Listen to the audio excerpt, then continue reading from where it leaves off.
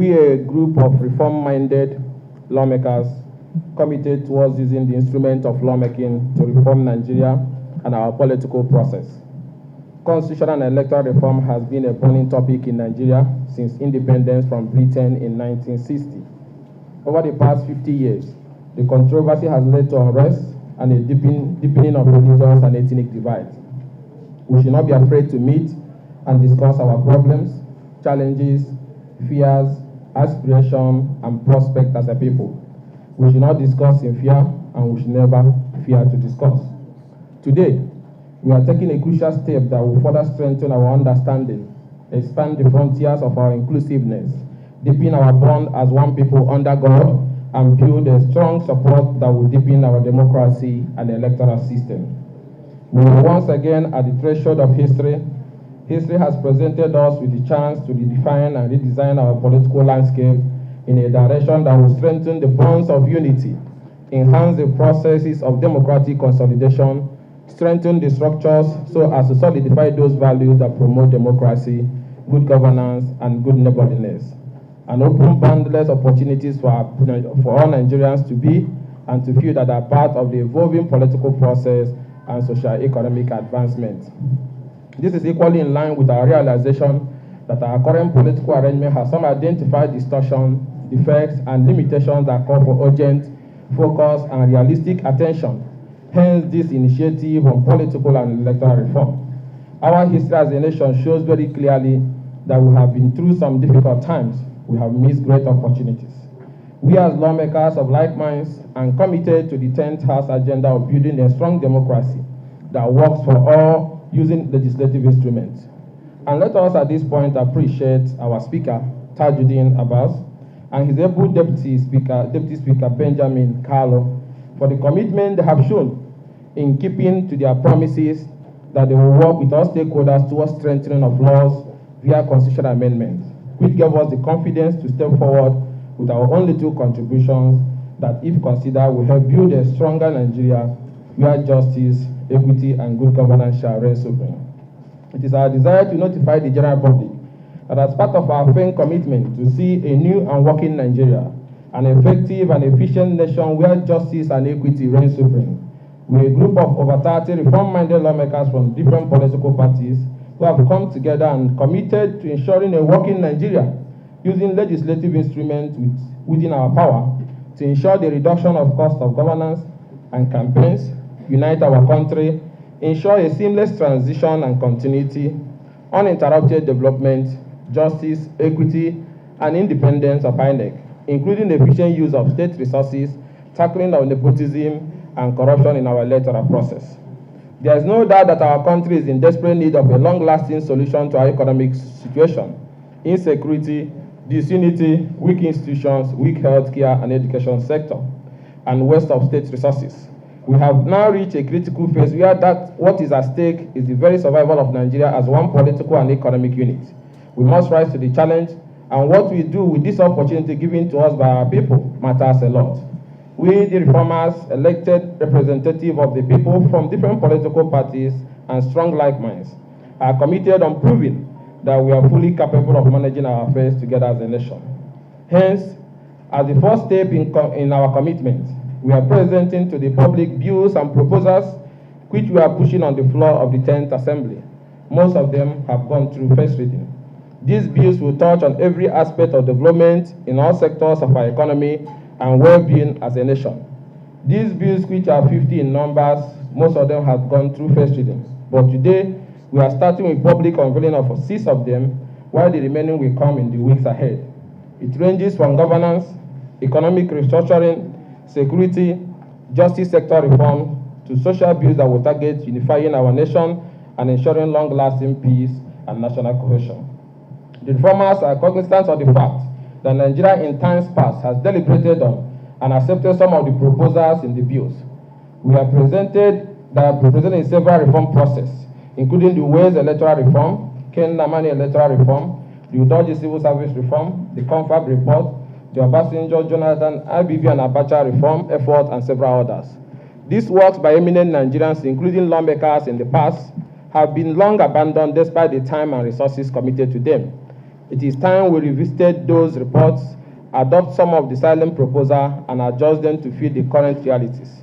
Therefore, the bills presented today will address that proposal. On governance.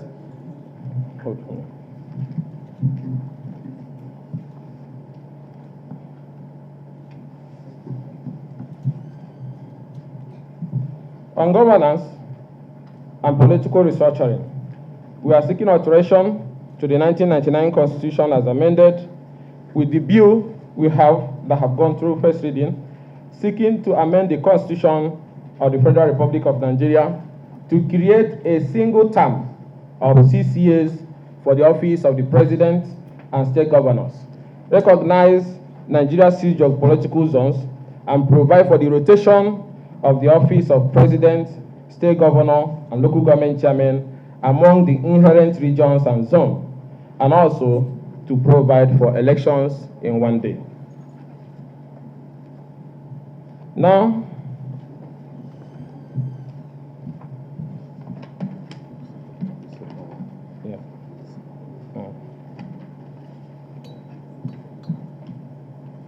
and also that flows into the Electoral Act, where we're also seeking for an amendment to provide that elections to the offices of the President, State Governors, National Assembly, State Houses of Assembly, and FCT Area Council shall be conducted simultaneously on the same date, which is to be determined by INEC in consultation with the National Assembly. What we are seeking here is that instead of wasting money going for elections from one Saturday to another, that the country can gain more if all elections are held in one day. The advantage in this is that there's going to be high turnout of voters on election day. There's going to be high level of vigilance from voters. And once the first result is announced at the lower level of the elections, the accreditation remains the same and cannot change by the time you get to the presidency. So single day election will save us resources, will bring more participation, and will ensure the credibility of the electoral process. Also,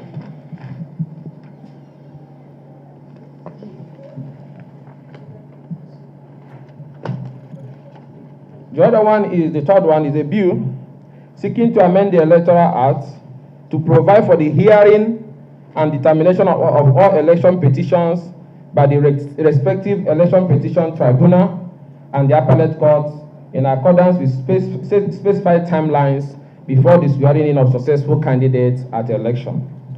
And also a 14 days deadline for issuance of CTC of election materials to petitioners after the announcement of the result. And we're also pushing for a 1-year imprisonment for non-compliance against the reg or any concerned electoral officer, plus 7 years imprisonment without option of a fine for any returning officer who declares a false result not uploaded to the server or via the INEC electronic transmission devices, including results that the accreditation figures didn't tally with the number of vote cast. Also included in our proposal is conclusion of all pre-election matters 30 days before the date of election. It's important that we solve this once and for all, that the election cannot hold and people are still in court battling over who is the candidate the people voted for. Voters must have the power to know who they are voting for. Hence, pre-election matters must be concluded before we go into voting. Now, it's also important that those who lost the election as a result of false declaration by an electoral officer can now, under the new proposal, have a right to bring an action personally against that electoral officer who violated the Electoral Act in damages and in prosecution.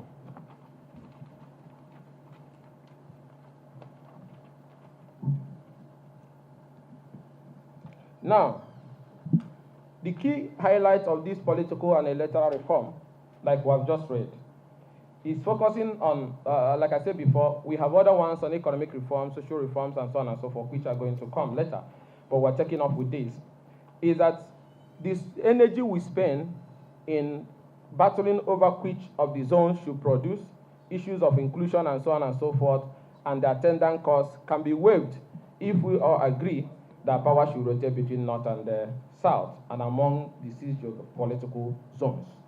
And also, the amount of money and distraction that goes into seeking for second term, and how politicians, because they want to get a second term, will not be concentrating much on what they are supposed to do. We now said, let's have a 6-year single term so that once you're elected, you know that you have a mandate to run for 6 years without fearing anybody or anything, as long as you're in line with the provision of the law. And that also goes with ensuring that the electoral process is credible with all elections holding in a single day. And then one will say, if we say it's a 6-year single term, what if the president dies? And then are we going to have a repeat of what happened in the time of Jonathan, when another person comes from another zone and he might distort that zoning arrangement? We have put provisions in place to ensure that when we say it's 6-year single term for a particular zone, it remains 6 years and it can never change. And that is why the bill is now proposing for the position of 2 vice presidents. One will be a vice president for succession, which will come from the same zone with the president, and the other one will be vice president administration from the other part of the country.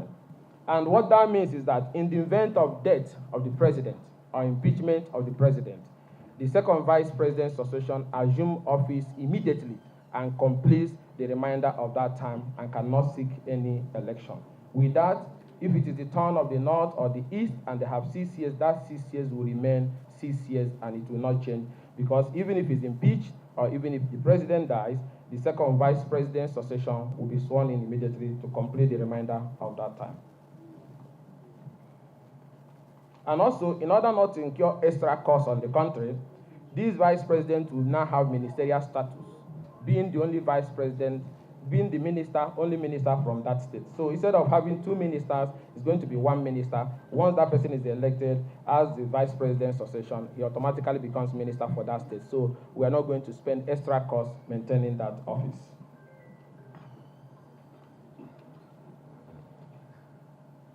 And also, the issue of financial autonomy and accountability of local government is also to ensure that that is equally in place. That we also have the bill also.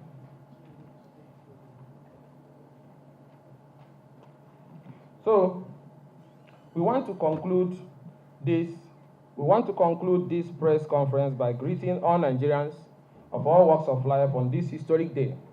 Our men and women in the different sectors of the economy, our vibrant youth, persons with disabilities, our law enforcement agencies, our traditional rulers, political leaders, fathers of our communities and custodians of our cultural heritage, our religious leaders, custodians of faith and morals, our effective civil society organizations, and the media. This task ahead of us is huge and cannot be achieved without you. It is a task for all of us. Our work does not go beyond taking the initiative to get them into Parliament. To ensure that the bills are successful is on all of us.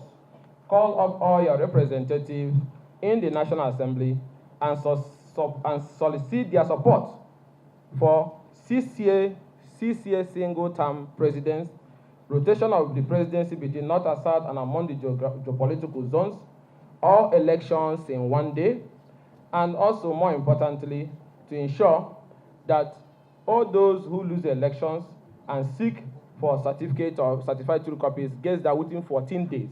And also to avoid a situation whereby you'll be seeking for these documents and the time for filing your petition elapses. So such things will not happen again if we go by this proposal. And to make sure that it's mandatory and compulsory that election results must be electronically transmitted.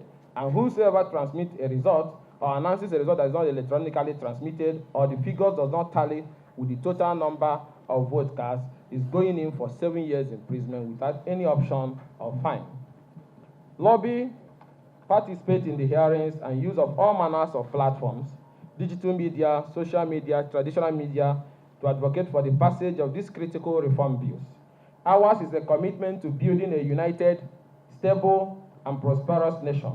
And with your contribution, cooperation, and support, Nigeria can and must become a great and modern nation.